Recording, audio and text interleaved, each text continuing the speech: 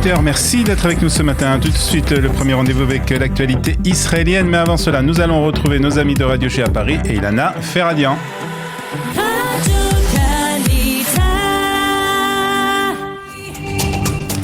Et nous retrouvons à présent à Jérusalem Olivier Granilik, notre correspondant. Bonjour Olivier, une semaine décisive pour le gouvernement. Et oui, puisqu'il faut que le budget soit voté par la Knesset d'ici le 7 novembre prochain, sans quoi l'actuelle coalition risque de tomber. Bonjour Ilana, en effet, le budget de l'État doit être voté d'ici dimanche prochain, sinon c'est le gouvernement qui tombera. Mais Naftali Bennett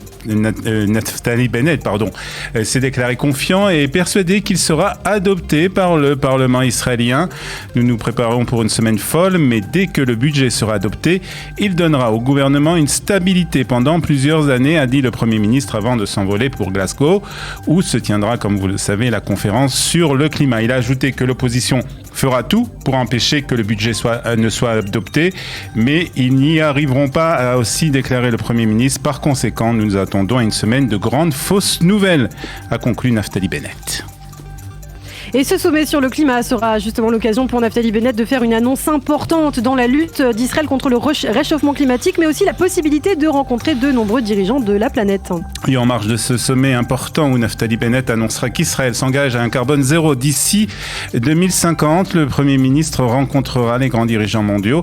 Ainsi sont prévus en marge de cette conférence des entretiens avec le président Macron, le Premier ministre britannique, le dirigeant indien et d'autres chefs d'État. C'est un peu un baptême du feu pour le chef du gouvernement israélien. En effet, depuis son entrée en fonction, Naftali Bennett a eu l'occasion de rencontrer le président américain à la Maison-Blanche et le président russe Poutine la semaine dernière à Moscou.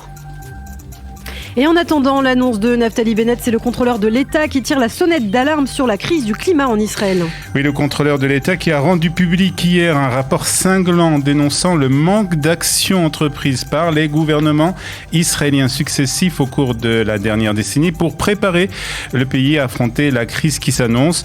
Un dossier de 659 pages qui explique la manière dont les décisions gouvernementales ont pu être prises de manière répétée sans bénéficier pour autant d'un budget approprié et sans être finalement mis en œuvre.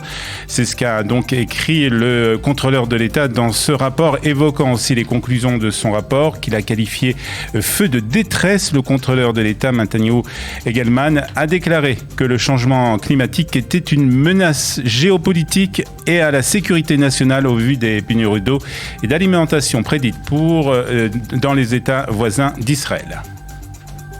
Et l'Iran serait derrière une attaque de cybersécurité contre de nombreux sites israéliens, dont un site de rencontre de la communauté LGBT. Hier, un groupe de hackers a en effet demandé une rançon de $1 million pour ne pas dévoiler l'identité des utilisateurs de ce site. Oui, Black Shadow, c'est le nom de ce groupe de hackers présumés iraniens qui a piraté le site israélien de rencontre LGBT Atraf et a lancé un ultimatum aux administrateurs du site, leur intimant de verser une rançon d'$1 million dans les 48 heures sous peine que les informations personnelles des utilisateurs ne soient divulguées. Jusqu'à présent, personne ne nous a contactés, ont écrit les pirates dans un communiqué. Black Shadow a affirmé vendredi avoir piraté les serveurs de la société d'hébergement d'internet israélienne CyberServe, désactivant ainsi plusieurs sites web et menaçant donc de divulguer les informations personnelles des utilisateurs. Et puis enfin, pour terminer, Olivier, une bonne nouvelle pour Israël alors que les frontières de l'État d'Israël viennent à peine d'ouvrir. Déjà 2600 employés de la société Optical Center sont arrivés dans le pays. 11 avions, 1300 chambres d'hôtel à Jérusalem, 300 autobus, 70 guides touristiques.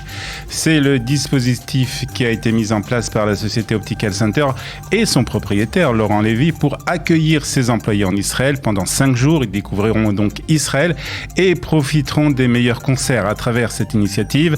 Laurent Lévy souhaite faire découvrir Israël et présenter le pays sous un angle positif, différent de celui véhiculé par les médias internationaux. Il est important de contribuer autant que possible à l'amélioration de l'image de l'État d'Israël, notamment en Europe, et de montrer comment la ville de Jérusalem, une ville où se conjuguent judaïsme, christianisme et islam, le peuple dans sa diversité vit côte à côte dans un respect mutuel. C'est ce qu'a déclaré le patron de de Optical Center, donc à l'arrivée donc de ces 2600 employés en Israël. Nous nous retrouvons donc dans 25 minutes pour la revue de la presse israélienne. Ce sera toujours depuis Jérusalem, Ilana.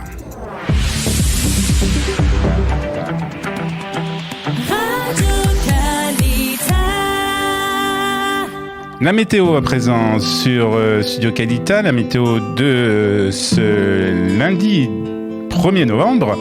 Il a plu cette nuit à Jérusalem et les températures ont chuté dans l'ensemble du pays. Il fera aujourd'hui 24 degrés à Haïfa, 27 à Tel Aviv, 21 à Jérusalem, 27 degrés à Beersheba et 30 degrés à Eilat.